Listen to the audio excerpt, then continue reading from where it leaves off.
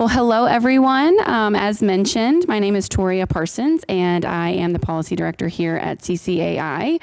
We are all so honored and excited for each of you to be here this week in our nation's capital, and we hope that you've enjoyed the lunch, the advocacy fair, and just the opportunity to meet and greet with some of the other Angel nominees in its 25th year of programming. Now begins the official panel portion of the Angels in Adoption Day 1 Leadership Program. We are joined here today by 9 experts in the field of child and family welfare who have been gracious enough to lend us their time, their talent, and their testimony with us today. And so for the next hour, there will be a moderated panel discussion with prompted questions for the panel and as individuals. We hope this will be a collaborative and fruitful discussion that will provide you further expertise in the field as you not only prepare for the Hill Day tomorrow, but as you also prepare to return home and continue the good work that you have already been doing. Just a few housekeeping items for the panelists. Each of you has a microphone, so whenever you choose to speak, please be sure to unmute yourself. You'll see a small red light up, and then when you're finished speaking, please mute yourself again. This is a collaborative panel, so even if a question is not directly asked to you, please know that this is a collaborative discussion, and we know that a lot of this information and our work is very overlapping in many ways. So before we begin, we wanted to give each panelist an opportunity for them to provide an introduction on themselves and their work. So I'll start with you, Dawn, for us to start the introductions. Good afternoon. I'm Dawn Wilson. I'm the director of the National Training Institute at the Center for Adoption Support and Education, or CASE. We are a local nonprofit that provides mental health services to foster adoptive kinship families in Maryland, Northern Virginia, and DC. And we're also a national leader in the development and the provision of what we call adoption competency training. So training for both child welfare, mental health, and other allied professionals to really understand the needs of children and families experiencing foster care, adoption, and kinship care. So welcome. Good afternoon. It is an honor to be here with you. There is something about walking into a room like this where everyone just gets it. So hopefully everybody feels that, because I feel that. My name is Nicole Taylor. I'm the Executive Director of Congregations for Kids. We're in Charlotte, North Carolina. We work to create champions for children, families, and child welfare professionals that are connected to the foster care system. And we do that through 4 specific pathways. We're also very involved in national advocacy around the workforce issue, supporting child welfare professionals. And I'm also a foster parent.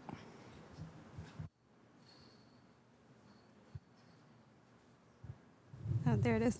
Good afternoon, everyone. I'm Cordelia Cranshaw Skeet, and I'm a licensed clinical social worker. I'm based here in the Washington, D.C. metro area, and I travel across the nation really sharing my experiences as a professional in the child welfare system to ensure that families thrive. Good afternoon. I'm Jaya Peterson-Lent. I'm with Generations United, and we promote intergenerational connections. And we are home to the National Center on Grandfamilies, which is a term we use with kinship care, families where grandparents and other relatives raise children. That center does advocacy on behalf of the families, and our work is driven by a national network of caregivers representing 46 states and 12 tribes, one of whom is in the room here, Keith Lilhorn. So just want to acknowledge that. Yeah, just a real privilege to be here. And also want to acknowledge that we are home to a National Technical Assistance Center, the Grand Families and Kinship Support Network. So if you work with kinship families and are really desiring some individual technical assistance on that front, we are here as a resource.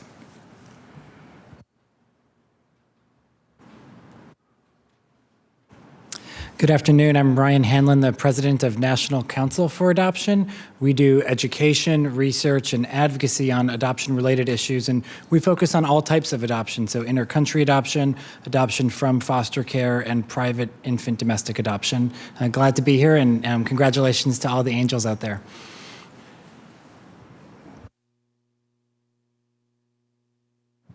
Okay, third time's the charm.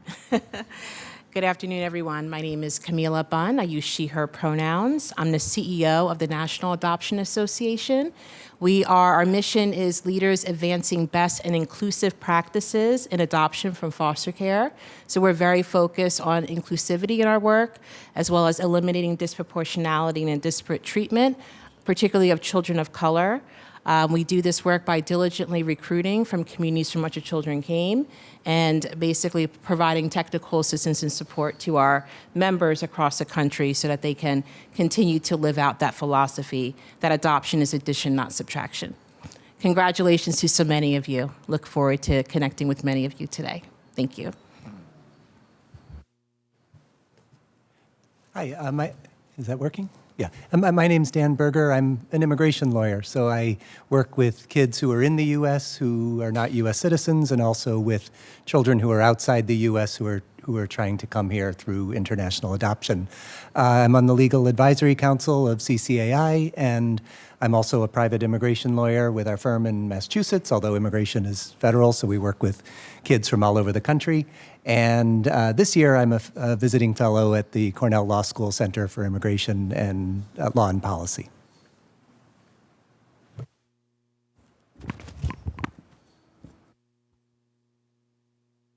Wait. All right, we're good. We're on. Hello again. That's a sad thing to get clapped for. But it's a pleasure to see you all again. I'm wearing many tags today, so that's pretty exciting. So my name is Chris Baker Scott. It's a pleasure to be here with so many other amazing panelists and in a room full of honorees for the Angels Gala.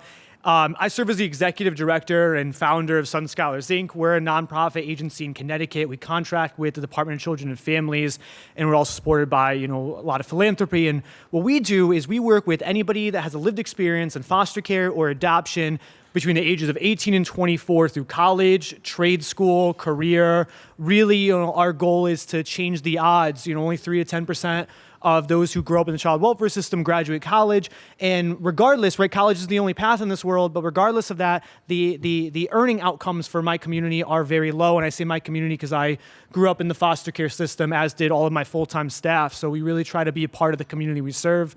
That's a bit about me, and I really, can't wait to hear everything else. I already met some really cool people on this panel and in this room, so thank you.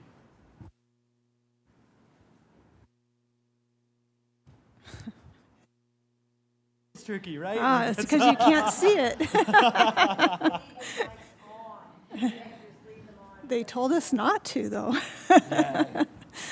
So, hi, I'm Michelle Alden, and I work with parents and help parents with kids that have behavior challenges. And so I started out really working primarily in post-adoption support, but some things are changing in our nation, and so it's kind of expanded to a lot of kids, even those that are not adopted that have some pretty challenging behaviors.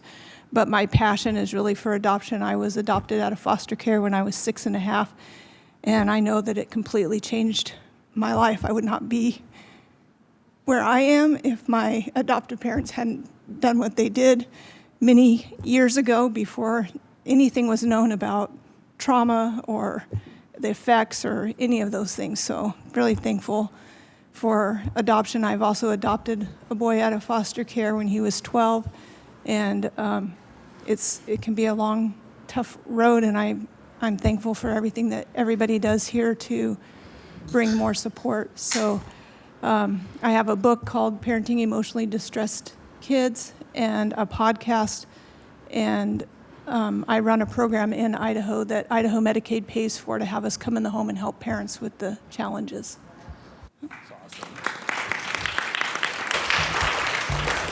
Yes, so we have got an incredible group of panelists today. Just note that after the panel, you'll have an opportunity to have further discussion.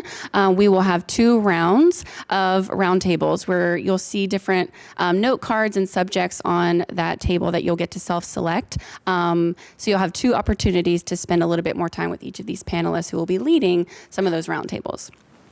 So thank you all. And as you've heard, CCAI is founded upon the principle of believing that every child around the world deserves a loving, nurturing, and permanent home. And a key word there is permanency. And so we know permanency can look different in many ways, but in order to work towards achieving permanency for all, it is good to identify some of the barriers that prevent children from obtaining that permanency. And so the first question, I'll open it up to the whole panel, and whoever wants to answer, feel free to start us off.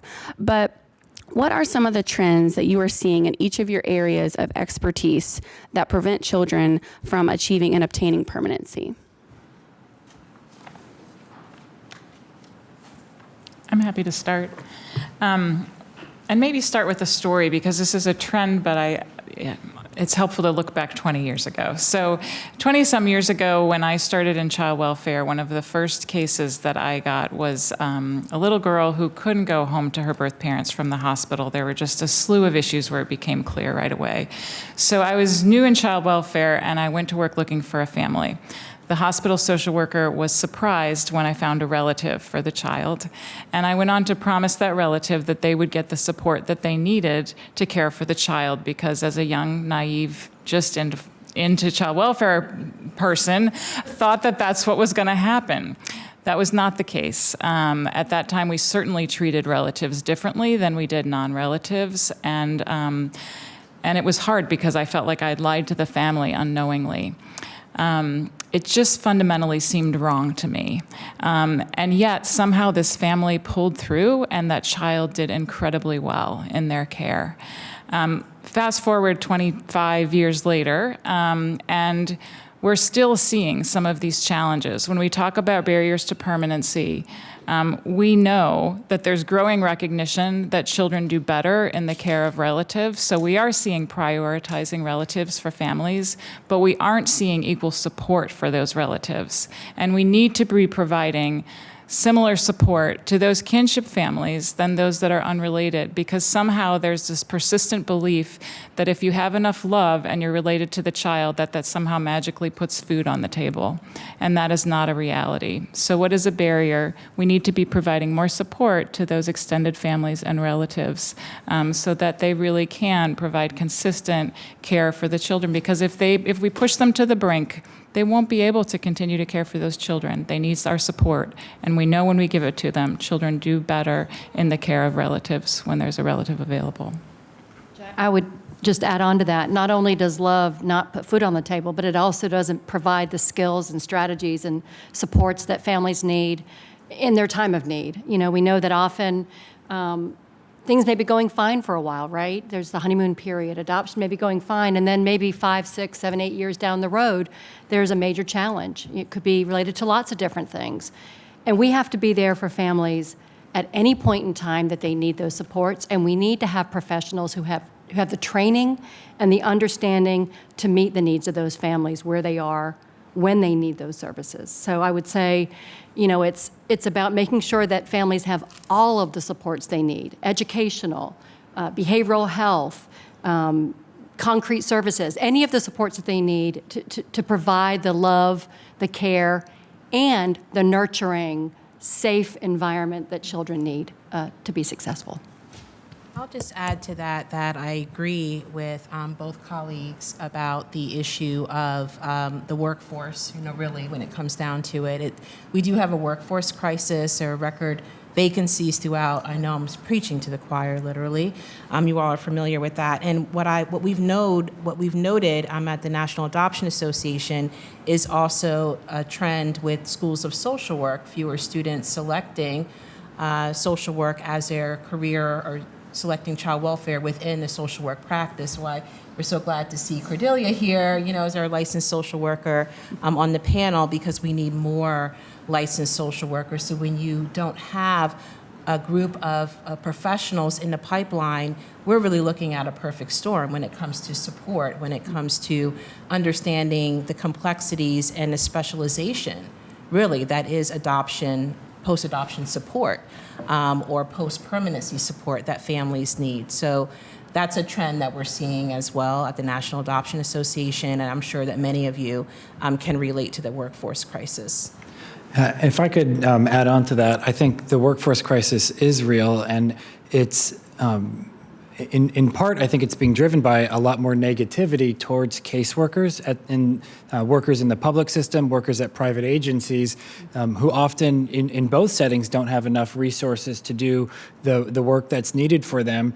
But then when the media is portraying them as the problem and that these individual caseworkers who are themselves underpaid, not given the resources they need to be successful, of course they're not going to stick around. Who wants to make a career of being vilified? But that's unfortunately what's happening. And to go even further, I think that's another one of the barriers for permanency as it relates to adoption. There's far more negativity towards even the concept of adoption now than there was 10, 20 years ago. We still have many children who would benefit from the permanency of family through adoption, and yet now the first response is often to be critical of that idea as opposed to trying to be supportive of it. Yeah, I'll follow. I really agree with everything that's been said, and I just really think that it's really important for us to double down on kinship and supports on those. Some additional things that were going through my head as I was listening and reflecting on my work and experience. I think I'll say two things, and I promise I'll be succinct. The first one is we really need to support fatherhood initiatives. This is something that's growing traction. Yeah, it's like, look, I don't want to be, kind of dark here, but if there's one thing we know that is almost like a 99% stat, is that kids that are in foster care and the prison population typically grew up in homes without a father. I grew up in a home without a father. I know I was in a meeting with my students. I'm like, who doesn't have a dad, right? This is a real thing, and we need to address it. And that's a really complex issue. It's what we would call, there's a lot of ways to tackle that. There's, the growing trends of, understanding what is a family these days in the first place, right? And so, and this isn't to say that people that grow up that raise a family as a single parent aren't successful. That's absolutely not the claim, right? But we do know that if we have multiple incomes in a household, if we have people together, it really does give a different benefit to the potential path of a kid. And I rejected that for a long time. I'm like, no, there's no way. But when you look at the data, when you look at the stats, when you look at the figures, like, yeah, there's something to be said here. This matters. I am a foster parent as well. I fostered a teenager who's now part of my agency. They were about to be put back into a group home, which is where I met them. And my wife and I, we were like, there's no way you're going to a group home through the senior year of your high school experience. And that was something we stepped in on. And that's my second note. I wholeheartly agree with Ryan. I also want to push a radical notion that permanency can mean a lot more than just family in the legal sense. My foster daughter is an adult. She's now, in her 20s, and we're still very much part of her life. But so is her other foster family. So is her biological family. So is her community. And she didn't want to be adopted by us. And quite frankly, we were like, no, that's not the right, you're family. And I was talking to her this weekend, I'm like, listen, because she was going through some stuff. And I told her, when you're 50, me and Karen will still be in your life. You come to us when you need something. We will always be here. But by God, I'm only like 12 years older than her. I'm not her dad. That's crazy. But I definitely took a guardianship role. And so I just want to push that radical notion that permanency is more than just family, although that's a huge part of it. I'm not rejecting that. But also we need to be mindful of the community around somebody and the community around the family. I think those are really, really important factors towards the success of someone's life. That definitely was for me. My chosen family, by God, saved my life. And now I have my wife and her family, but well before I ever met them, thank God I had my friends. Thank God I had mentors that took me under their wing. And I don't know what a family feels like as a kid to parents, but I do know what I had definitely qualifies as a family.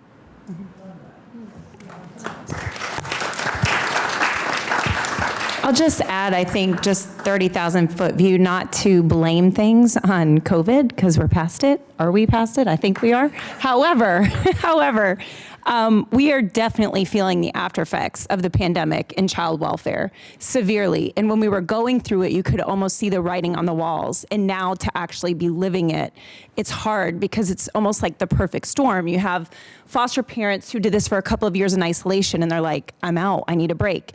You have social workers that were put under an incredible amount of stress in very difficult environments.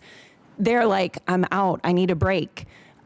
Judges, and you wonder why these kids are still in the system. It's because of all these factors that are happening right now.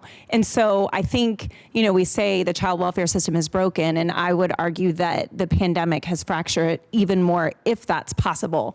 And so I think a lot of us I know that are sitting up here are trying to come up with new ways of how can we step in the gaps, because I can't tell you how many people I've talked to, and even just the past 3 months, that have said, I've done this job for 25 years and this is the worst I've ever seen it. And so you don't want to be the boy that cries wolf, but it definitely feels that way right now. And I see some of the other panelists shaking their heads.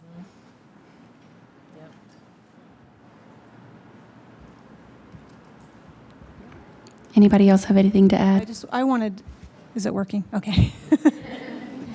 You can't see the light very well.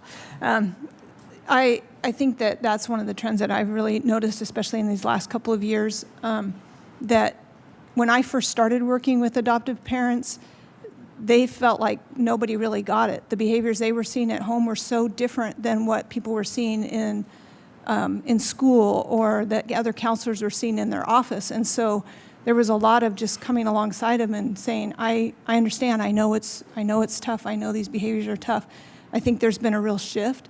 And it seems to me that everyone is starting to see the behaviors and the acting out. I've talked to multiple teachers, and I know it's not just happening in Idaho, where rooms are having to be cleared multiple times, sometimes during the day, because of a child's outbursts. And yet the school is having, the staff is in Idaho they have less and less means of what to do about that.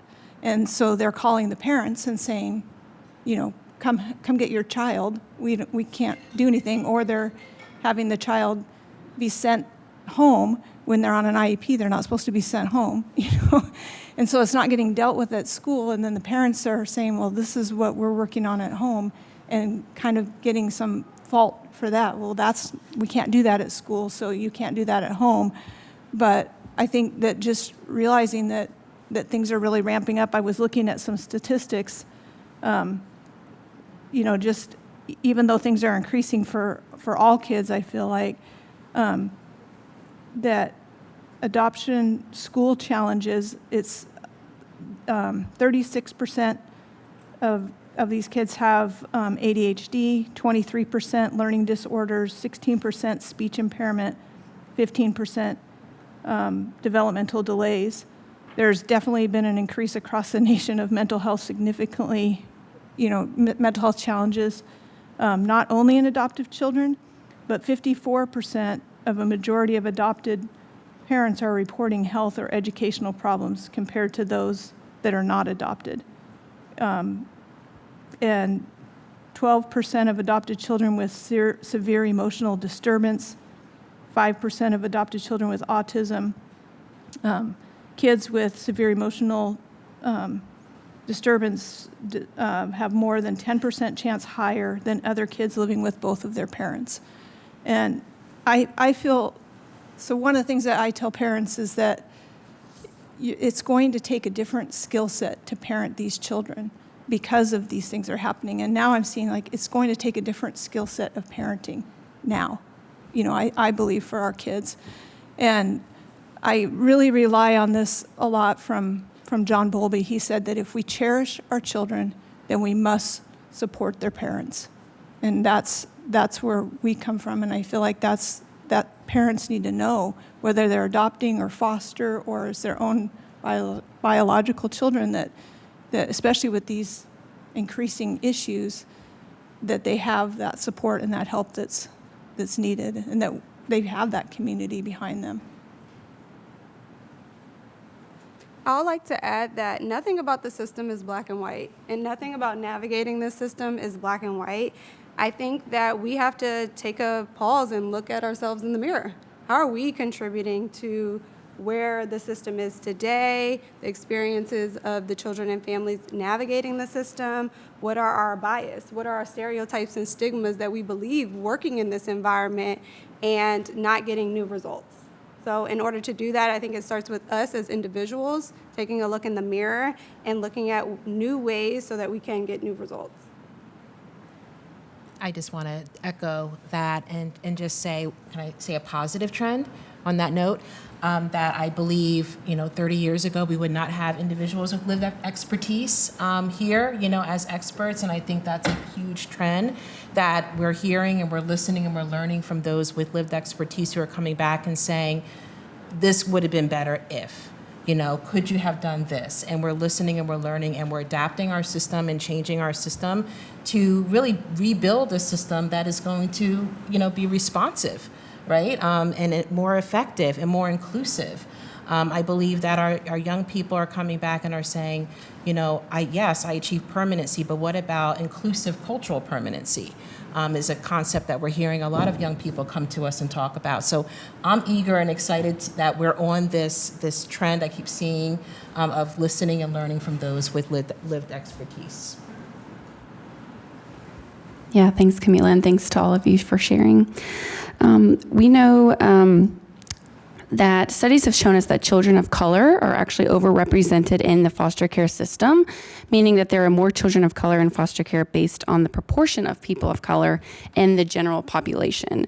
And so this is my question. I'll start with Camila and then open it up to the rest of the panel. But it says that some counts show that children of color are 3 times more likely to experience foster care. So Camila, can you share how the National Adoption Association is working to strengthen the workforce around racial equity to improve permanency outcomes for all children? Sure, I'm happy to. In last February for Black History Month, we released a black paper, and it highlighted a couple of facts that I'm going to read to you all, if I could. Child welfare legislation and practices have historically and consistently removed black families from their families disproportionately as compared to their white counterparts. And this practice is based on history, right? It's fueled by systemic and structural racism that sometimes conflates poverty for neglect and fails to see the strengths in peoples of color.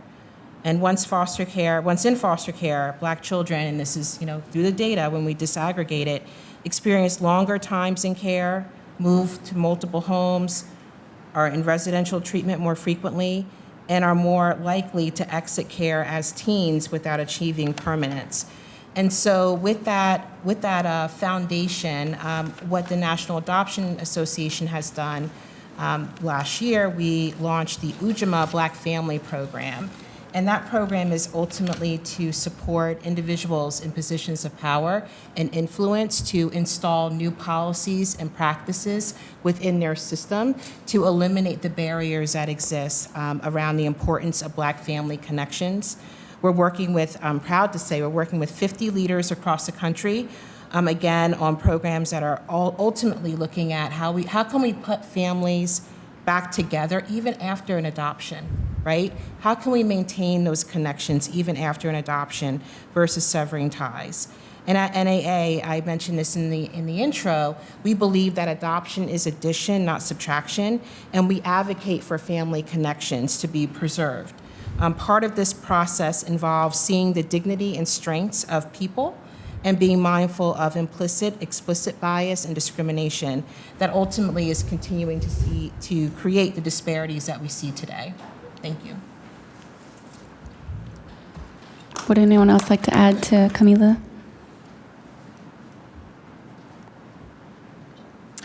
I'll add, so in kinship care, in addition to the disproportionality that you highlighted in foster care, we do see that in kinship care we have larger numbers of African American, Black, American Indian, and Alaska Native children in kinship care. And so it's sometimes identified like disproportionality as problematic, we also want to acknowledge that relying on extended kin in times of oppression or hardship is also an incredible strength with these populations, right? So this comes out of a tradition of caring that is really a strength. So I want to highlight that. But we also have to look at, I talked about how we support non-relatives more consistently and fully than we support kinship caregivers. And so we have also asked our question, while we see larger numbers of kin being people of color, what's going on there? Why are we more likely to be supporting white, unrelated foster parents fully than we are for kinship caregivers of color? And I think we really need to break that down and look at ourselves and see, what's the story behind this data? Yeah, I would like to add to that, because if we're talking about over-representation, I mean, take a look in this room. Just look around. What do you see, right? So we have a certain population that we're serving, but are we culturally competent in a way to serve them? Are we looking at how we were raised, how our life experiences have shaped us in a way to make decisions for them? I would like to continue the conversation around poverty and how poverty doesn't always equal neglect and abuse. And I think those are some of the things that we see when children like myself and those coming after me are overrepresented in these situations. I can add a little bit to that because everything was really powerful. And I think when we look at the child welfare system, we have to start there, and we have to look really far upstream and try to understand, like, why are things structured the way they are today? Why are we conflating poverty for neglect, right? That's so critical. Let me be vulnerable for a moment to share. So my biological dad was Assyrian, different than Syrian, Assyrian. It's Christian minority in like indigenous Iran, essentially. And he was deported when I was a year old in the early 90s, right? And I had a lot of loving family members that tried to find me, right? But when you have someone with a very Middle Eastern name calling the Department of Children and Families in 1996 saying, hey, we'll take Chris, like, no way we're giving you Chris, right? And so it's crazy because I ended up in foster care because of these circumstances. And 2 years ago, my wife, who is way smarter than me, she's an engineer, she's brilliant, and she was on the internet Googling around and actually found my biological family, something I was never able to do. And it turns out they had hired private investigators to try to find me. So ready for this? I had an Assyrian family that lived a mile from where I grew up in foster care, which some people, especially in this room, are amazing adopted families, amazing foster families. Mine was not the case. And I had a biological family 1 mile from where I spent 10 years in foster care. And they are pharmacologists, they are small business owners, and regardless of the status of socioeconomics that they hold, they would have loved to care for me, right? And so I look at this not with resentment, but kind of on the sense of like, okay, how do we work as a system today? So this way, tomorrow, when 1-year-old Chris is getting a call from Baba Sargsyan, that he can grow up in that family and learn how to speak Assyrian and grow up in his culture, right? And I'm a white passing dude, so there's definitely, a lot of things that I navigate in this world without dealing with, and I acknowledge that. But when you look at these dynamics, I think so easily we look at these families and we're like, oh, there's no way, especially the 90s was a crazy political tension, and still today between U.S. and Middle Eastern relations. So that definitely plays a part. How do we suspend that judgment and do our best to help people? Really, really important stuff. And just I'll add real quick, I fostered someone who is half Puerto Rican and half black. And by God, I don't know how to do a lot of stuff. I don't know how to braid hair. I don't know how to take care and, be a good role model. So I made sure to connect her with people who could. And I think that's a really important thing for us to do, is recognize what can we offer and what can't we, right? And then find a way to fill those gaps. And I just think that's an important part too, as caregivers, as we try to not be everything, because we can't be everything. If we could, that'd be pretty cool, but we can't. So we need help. It takes a community.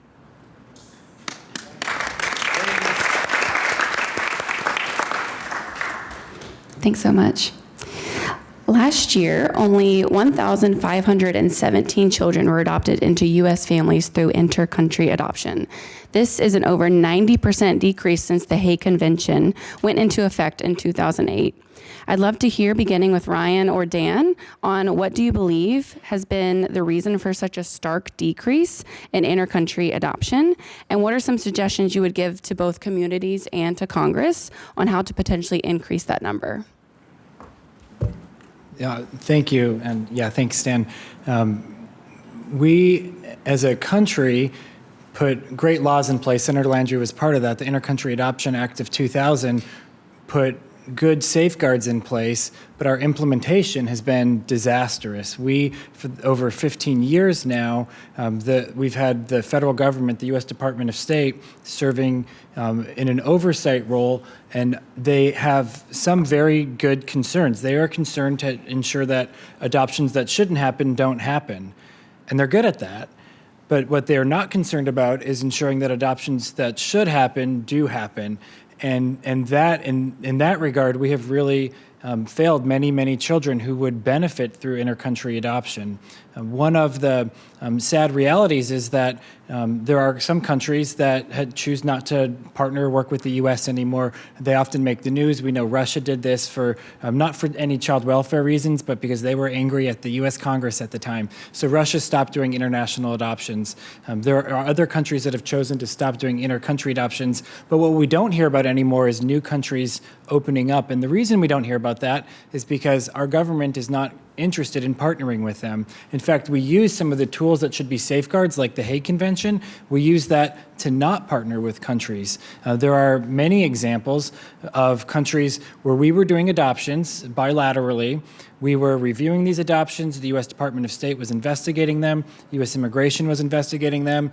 These were safe adoptions. Many of them were kinship placements, children with significant special needs. We were doing these adoptions. We encouraged these countries, our government encouraged these countries to join the Hague Convention. As soon as they joined the Hague Convention, we said, we can't work with you anymore. Sorry, you don't meet our standards. And country after country has been closed down to inter-country adoption. Children who could be with their relatives are no longer able to be placed for adoption anymore. And unfortunately, the leadership, the policymakers now are saying things like we shouldn't be partnering with countries that have an under-resourced child welfare system. I mean, almost every country has an under-resourced child welfare system, including our own. If that's the standard, that essentially means We have one, an understaffed and under-resourced. exactly. And so this mindset that we're going to only partner with countries that already have a perfect child welfare system is unrealistic. The mindset we should have should be truly understanding the subsidiarity principle. Children should stay with their families. If they can't do that, we should look for kin. If they can't do that, we should look for domestic options. Unfortunately, for many thousands of children all over the world, that still means they aren't going to find a family safe for inter-country adoption, and thousands of more children every year could have families if we had a commitment to that. And unfortunately, we've moved in the wrong direction. We need to keep these good safeguards. We need to make sure adoptions that shouldn't happen don't happen, but we also need to make sure that the adoptions that should be happening can have an opportunity to happen again in the future. Dan, I'm going to turn it over to you. All right, thanks. So yes, exactly.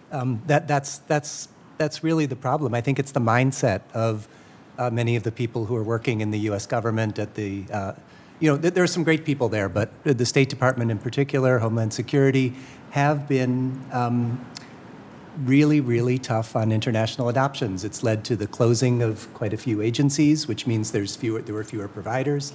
And it's also meant that things are really incredibly slow. I mean, I talked to a couple this morning, Pakistani father. He lives in the U.S. He's lived in the U.S. for a long time.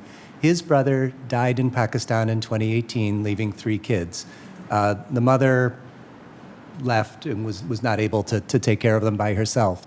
So there were 3 kids in 2018 where their closest living relative is here. There are 40 million people who were in the U.S. who weren't born here. So often in the world, you have a child in crisis and the closest living relative is here. We took that case in 2018. We filed papers in 2019.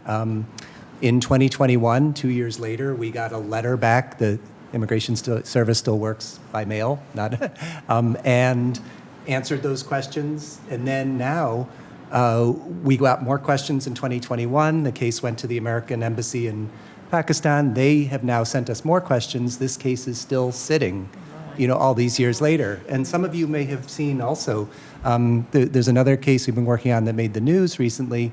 It was Washington Post, ABC News. This family has actually hired a very, high-powered public relations firm, and more power to them. Not everybody can do that, but basically a Nepalese girl who was adopted in 2016. This case is still going on. She's living in an orphanage this whole time. I don't need to tell any of you that having even if the immigration cases work, and we can't make them all work, having 4, 5, 6, 7 year delays is just huge because the kids are in limbo. There's not the families are not making permanency plans for kids abroad. They're either in orphanages or in some kind of makeshift situation because they don't know when this is going to happen. And part of this really has to do with what Ryan was saying, which is a feeling that unless it's perfect, unless the whole situation in the country is perfect, we're not going to do it. And adoptions from Nepal have been closed for about 10 years. I can admit in some countries it's harder to tell if documents are real. In some countries, the U.S. government may have to look more carefully. But U.S. government officials vet people in refugee camps. I mean, people who have no papers, people who've come from all sorts of places. They do it. This is what they do. It may be hard. It may take time, but it can be done. In terms of, I guess, to answer your last question, what can Congress do? Congress can ask questions. Congress could hold a hearing about this and ask the agencies questions. There was also an International Information Adoption Act that was passed in 2019. Senator Klobuchar and others supported that, asking for data gathering. I think it would be really interesting to have more follow-up on that and to ask some really tough data-driven questions on that. My next question, I'll start with Michelle and then pass it to Dawn. Michelle, what do you see as the most impactful and important resources and support for those with lived experience, such as foster parents, adoptive parents, and youth and children with lived experience? Thank you. My lived experience that I wanted to talk about was with my son that I adopted from foster care. When, because of the work I do, I felt really prepared to bring this child into our home. And one of the things I tell parents to do is to build a team of support around you, and to be on the same team as much as you can with the school and these different places. And so my son had that amazing team. He was 19 when he was going to graduate from high school, and it just so happened to be the year that COVID happened. And I will tell you that it was incredibly impactful for him to lose all of his teams that he had that were helping him, because then it was just he and I. And he was 19, and he looked at me one day and said, "I'm 19, I don't have to do anything that you say anymore." And so that was his first step away and on his own, and he has not done well with that. He continues to struggle, and we continue as a family to keep trying to bring him back in. But I think that to not underestimate the support and the power of having that community behind you, to realize that the school, even though you might not agree with everything they're doing and how they're handling things, or the counselor or any of these other adults that are placed around your children, you need them, and to be on the same page as much as possible.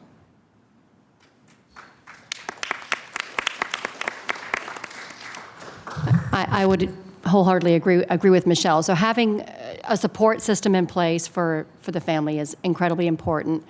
I think having professionals who get what you're going through, who understand, who have some of their own expertise around working with foster, adoptive, kinship families is incredibly important.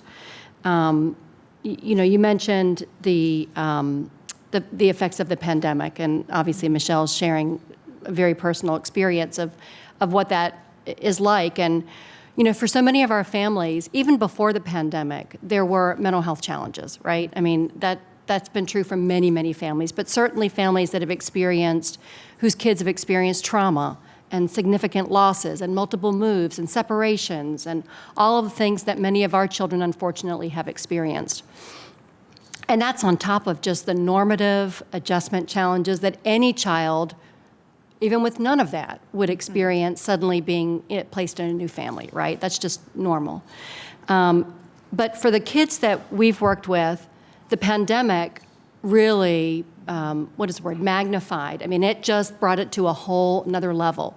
So you think about kids who have their own experience with loss, their own fears about abandonment, rejection, right, all those things, suddenly in a situation where they don't have their teams around them, they don't have the teachers that they loved seeing every day, they don't see the peers every day, they're losing people around them, they're isolated.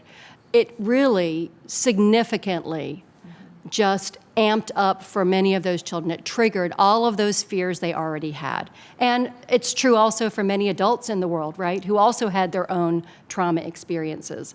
And so we're now left, what is 2023? Maybe COVID's over, I don't know. I mean, hopefully it mostly is, but the effects are there. And I mean, when we say that we're in a youth mental health crisis, have y'all heard that? That we're in a youth mental health crisis? I mean, we're absolutely in a youth mental health crisis, and it is significant. And, the work that we do at CASE, I mean, we provide, therapy, counseling services to children and families. But the other big scope of work that we do is that we train professionals to truly understand the needs of children and families. And what we refer to as sort of adoption competency, right? So you could also broaden it to say adoption, foster, kinship competency. But we've developed, with the support of federal dollars, what is free web-based training for child welfare professionals. We have a version for mental health professionals. And you don't have to have any particular credentials to take this training. It is free. It is web-based. It is available, self-paced. Anybody can take it. And it is really comprehensive, and it covers all of the kinds of topic areas that the kids and families we work with are concerned about.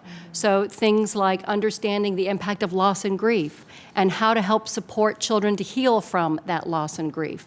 The impact of trauma on brain and behavior. So this whole idea of how the experience of trauma can literally change the development of a child's brain and their ability to behave and self-regulate and to cope. We talk about identity formation and how that's incredibly challenged for children who don't know where they came from, who don't know anything about their backstory, who may not have any connections to birth family or anybody who looks like them, or in transracial, transcultural families, don't have anybody in their circle that looks anything like them, right? All of those kinds of things. So, I mean, is it a panacea? No, it's not. I mean, we need, obviously, lots of things and lots of supports in place, but we do need professionals who truly understand the needs of this population. So I'm just going to say, for those of you who are interested, at that table in the back, and I'm one of the round tables too, I have some brochures and information about the training. But when I say it's free, I mean it is free. And it's web-based really training. good. I just want to commend this to you all. This is a professional training. Yeah. This is great for your new caseworkers. This is good for your experienced caseworkers. This is good for folks in post-adopt, family Yep. preservation work. This will help. Pre-adopt. It is just a fabulous Yeah. resource, Don. So And we've recently adapted the training for mental health professionals for school-based mental health professionals. So again, this whole point of how do we make sure that our kids have the teams in place around them, have school-based mental health professionals, school counselors, psychologists, social workers, who also understand the needs of this population. So kids are getting support from their families, they're getting support from the professionals they work with in the community, but also in the school system. So you can take this training yourself, you can encourage the caseworkers and professionals and therapists and school-based folks that you work with to take this training as well. So that's one way that we can help support, I think, families and children for sure. And thank you, Rob. Does anyone else want to add anything to that? Okay. Just Just a few weeks ago, HHS issued a regulation that will allow kinship caregivers to have a simplified process to becoming foster care providers, and that they would receive the same financial support that any other foster home receives. So my question is for Jaya. How do you believe that this will impact children experiencing foster care or children who are at risk of entering the foster care system? Thank you. So we are really excited about this final rule. So just a little more context. One of the challenges to permanency, truly, for children in kinship care is often kids come into the care of relatives, they're diverted and go to the care of relatives without ever giving relatives a chance to learn about what it means to become licensed and the supports and services that come with becoming a licensed foster parent. And not only do you get support as a licensed kinship foster parent, but then if you move to permanency from foster care, you can get guardianship assistance in most states, and adoption assistance that comes with adopting a child out of foster care. If children are diverted to relatives without that, those same supports are not available. So there's a lack of permanency with that. Okay. So licensing is a big deal if we can fully license kin. Right now, either children get diverted and never are told about or given a chance to be licensed, or some kids still come into the foster care child welfare agency custody, but they get sort of licensing light, essentially, from the state, and they never get fully licensed, and so they don't get the full foster care payment and supports that come with full licensure. There's reasons for this. There have been barriers because a lot of the licensing standards that are developed at the state level were not designed with kinship families in mind. So you have requirements like separate bedrooms for each child is not uncommon in states, or certain square footage requirements. Some states don't allow bunk beds, okay?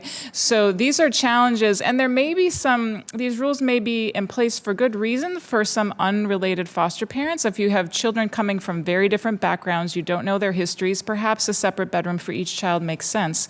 But if you have a grandmother who only has one extra bedroom and wants to care for her twin boys on bunk beds and cannot afford to do anything else, this was a barrier for kin. So what this rule does is it very explicitly allows kin-specific licensing standards to look different than traditional other licensing standards. And so what we are excited about is this should mean that more kin are able to be fully licensed and get the same support. And with that support comes more permanency. So we're excited about this change. However, anything that the federal government does only works if it's actually implemented on the local level. So we have been working with people with caregivers with lived experience, young people in kinship families, national and state experts to develop some model kin-specific licensing standards that we are now sharing. If you're interested in learning more about that, please let us know, because states will need to pick these up to be effective in terms of implementing this rule. Thanks, Jaya. Many of you have talked about turnover, so I'll start my question with Nicole, but I know Camila and Ryan and others have mentioned just how high turnover rates have really negatively affected the child welfare system. And so, Nicole, I'd love for you to share what your community is doing and an encouragement and a challenge to people in the room of what their communities could be doing to potentially address the high turnover rates of the workforce. Yeah, thank you. We know that youth are 4 times more likely to achieve permanence when they have one social worker while they're in care. To say that differently, they're 4 times less likely, right? So one of the things that happened in the past 5 years is the standards and requirements have changed for what it takes to become a child welfare social worker. And so what can we do on a national level? We can look at regulating those again, but what can we do in our communities, which I would argue is probably even more impactful, is changing the narrative. The narrative for social workers is not that of a first responder, but that is absolutely what they are. They are no different than a firefighter, than a police officer. I was standing with a social worker, this was probably 5 years ago, and we were at an event where we were serving social workers, and I was standing next to a sheriff's deputy, and he was in his uniform, and she walked in and she said, "You know, the only difference between you and I is when there's an emergency, you get to go in that house with a bulletproof vest, and I have to go try to find the child." And it struck me, that will never leave me, because it really put it into perspective what they do. And I think most communities just don't know that. Their perception in communities is probably more negative than it is positive. So we practice something where we live in Charlotte, North Carolina called radical hospitality. And so we just love them well, right? Love your neighbor. That is what we do. We bring them food. We encourage them, gifts from time to time. We started this effort. We call it Socialite, Be a Light to a Social Worker in the City. And it's essentially an Adopt a Social Worker program. Now, I'm not saying that this is like changing the game, but what I will tell you is the largest county in North Carolina that we work with came to us in 2018 and said, this year we've had 70% turnover. We launched this program, and we've since gone from 70% to 28% to 19%. Again, I'm not claiming a sandwich or a pen like is making those changes, but we will like to think that it helps. And for those of you that are maybe a child welfare professional in here, or if you've worked with one, you know if you give a social worker a pen, they might cry. They do not get the thanks that they deserve. I've seen it happen. And so we're a part of a larger group, National Foster Coalition, and last year we all came together, several state organizations, national organizations, and said, what can we do together to really show this radical hospitality idea?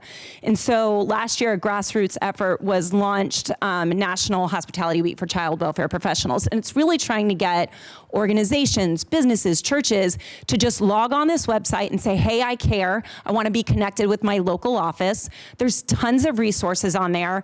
I know we've produced 2 videos that are short, quick, impactful that we give to anybody that wants them. You can put your logo on it, do whatever you want. But it's something as easy as all of us in this room can be doing, writing a note, bringing coffee, whatever that looks like.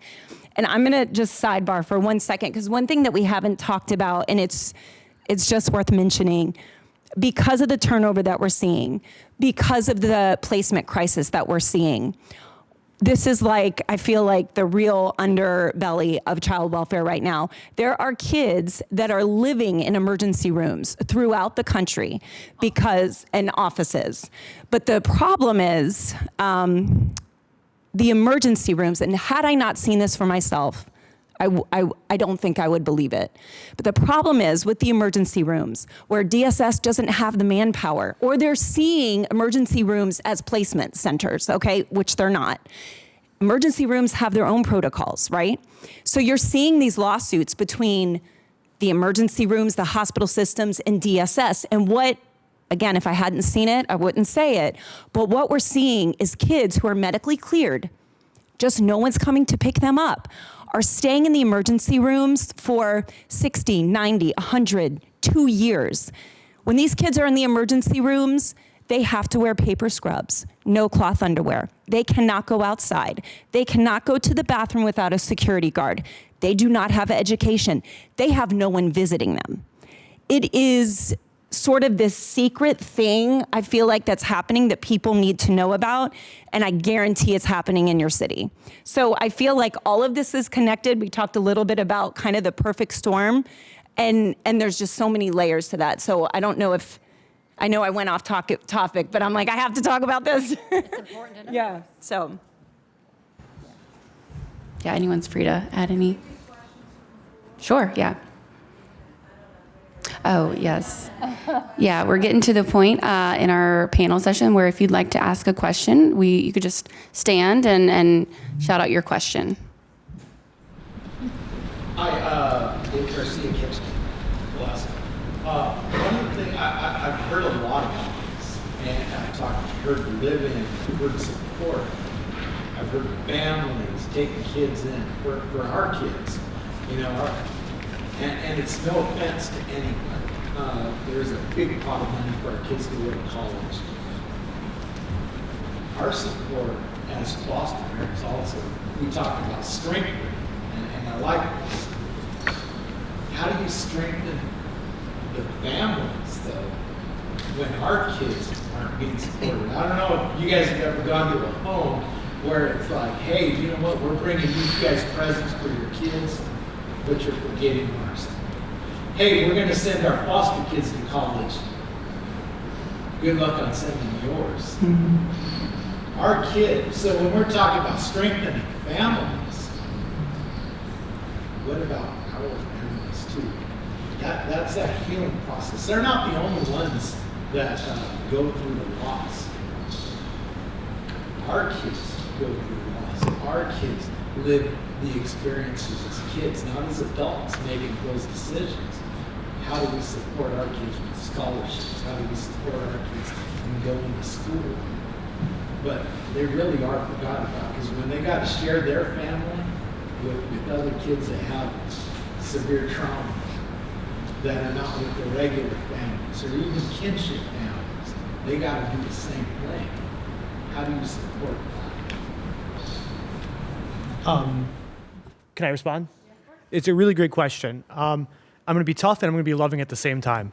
So I think on one end of it, I think it's so easy, so often we want to pin the child welfare system as like the end all fix all, right? Right now in Connecticut, we have this big issue where there's a group home network that has a normal amount of police calls, right? And the town got a whole hearing this week that we had to go to. And I understand they're stressed out, right? They're like we don't have enough ambulances to deal with the amount of police calls we're getting. It's like, well, maybe part of the thing is not the Department of Children and Families. Maybe your town needs to have more ambulances, right? So I think there's multiple systems, right? There's a student loan problem in our country. There's affordable tuition. That these are the factors that are really preventing, the average American from pursuing, college, right? I think those are really, really important things we have to be mindful of. It intersects with child welfare, right? Like all these things compound on one another. But when we talk about, the benefits of, the traditional biological children, my wife, her parents, they lived ridiculously beneath their means. They worked in IT. They saved money. We're talking, they got the dollar shampoo, but they put both her and her sister all through college. And, that was really amazing to me. And obviously, I had funding to go to my undergrad. I had that covered, but I took out loans and paid for my master's degree. And I wish there was a silver bullet to say like, hey, I wish we can wave a wand and fix everything, but there isn't yet. But I think realizing that there's multiple systems we have to put our pressure on, not just the child welfare system, but Department of Education when it comes to college affordability. I mean, how ridiculous is it that, the loan problem in our country? It's absolutely insane. And we can go on forever on that. The other side is look, when I started the foster, I knew that it was going to be a really big expense and it was going to be really hard on me and my family. And we did it, right? We fostered, and by God, I at one point I had a Max Start credit card, which never happened to me in my life, and not a small one. I was like, I need to make sure this kid's going to prom. I need to make sure I'm buying them shoes for track. I need to make sure I'm doing all these things. And yeah, for a minute, it really impacted even my marriage. I fostered, yesterday was my 2-year wedding anniversary. I took in my foster daughter the day after I got married.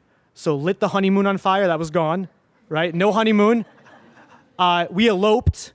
Right? So there's a lot of sacrifices that goes into fostering, and I commend you for fostering, and I imagine that is in adopting, and I know that's not easy on your family, but we make these choices to do it, and you probably deserve more pats on the back and hugs and gratitude, right? And I think that is part of the thing too. I think we just have to appreciate one another and give the respect that's deserved. It's like, yeah, you took on this really hard thing, and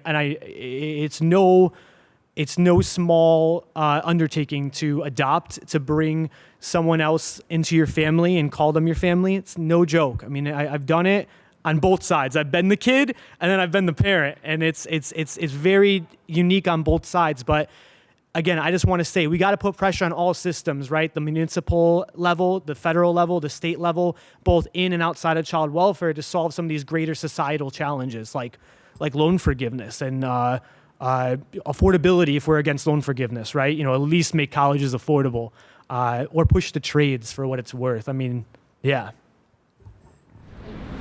I just wanted to add a couple of comments. I thought the panel was phenomenal, and let's give them another round of applause.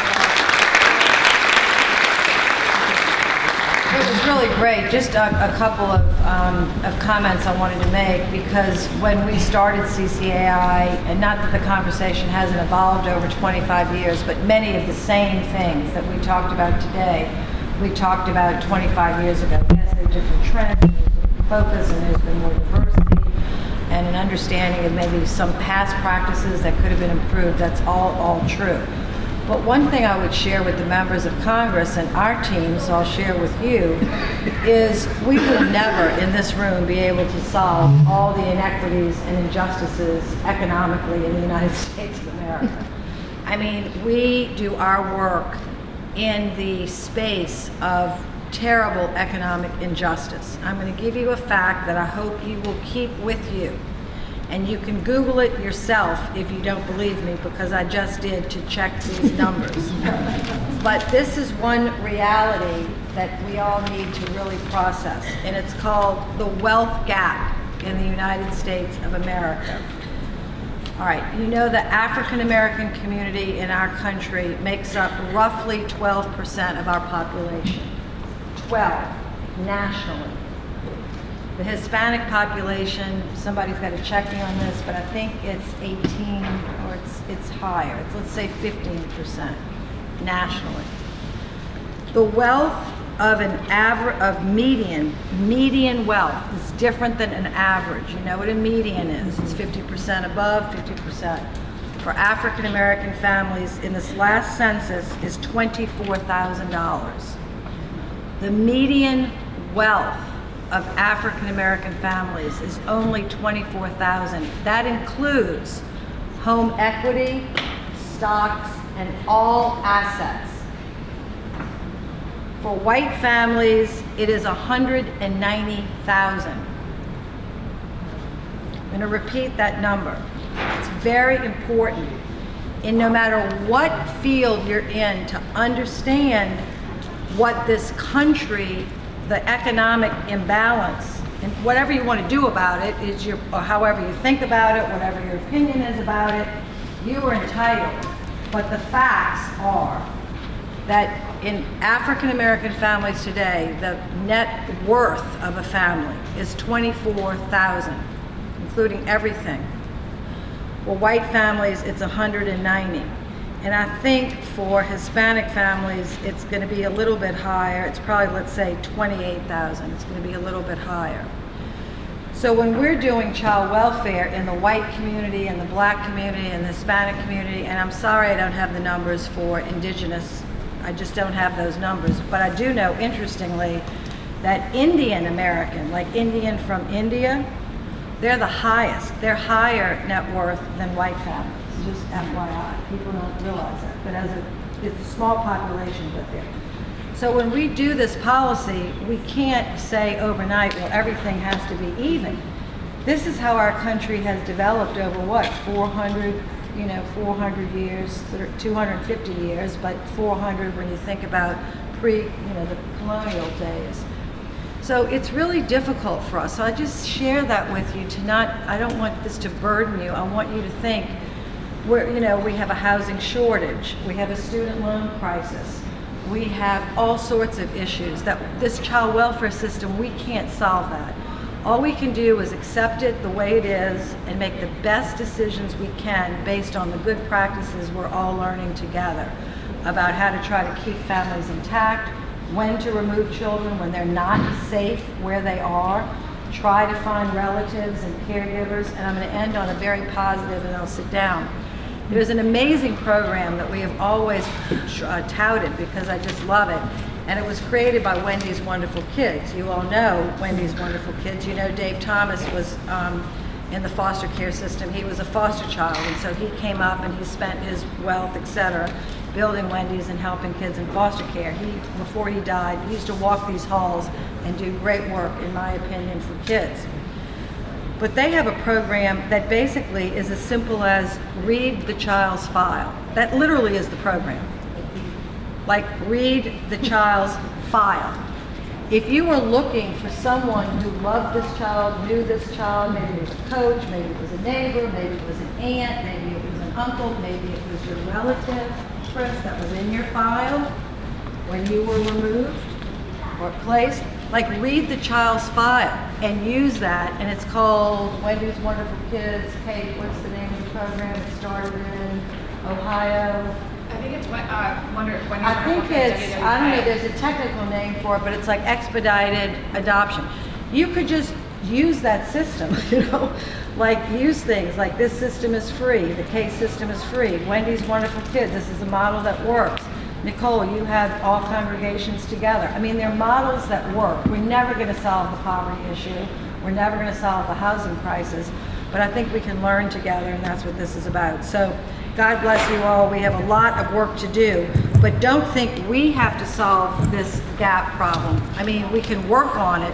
We should work on it. We acknowledge it, but we need to continue to get kids to safety, keep them in families where we can, protect them, do everything we can. But this gap is real and it affects everything, and we just as soon be clear about the difficulties that we're facing as a nation. Thank you. Thank you, Senator. Cordelia, as we wrap up our panel, I'd love for you to just provide some words of encouragement, challenge on effective advocacy before the Hill Day tomorrow. Not to put you on the spot, but would just love to hear from you before the panel wraps up. Yes, I would. Words of encouragement. Let's see. I would probably say just think about your why. Think about your why. Why are you here today? Why have you walked this path to make the decisions that you've made to support children and families, to add someone to your family, to pour into another family? So think about why you're here, what brought you here on this journey, where you want this journey to take you, and to not allow someone sitting on the other side of the table to deter you from knowing your passion and your purpose. That's great. Thank you. No, I was just going to say, and never underestimate the impact of a good story. I mean, you all, everybody here has a story. It's your story. And the people that you're going to be meeting don't know your story. And so to the degree that you're comfortable sharing that, it does make a difference. People, it can really impact, you never know what aspect is going to really be the thing that impacts someone. So thank you all for doing your advocacy. Yes, join me in welcoming and thanking all the panelists today.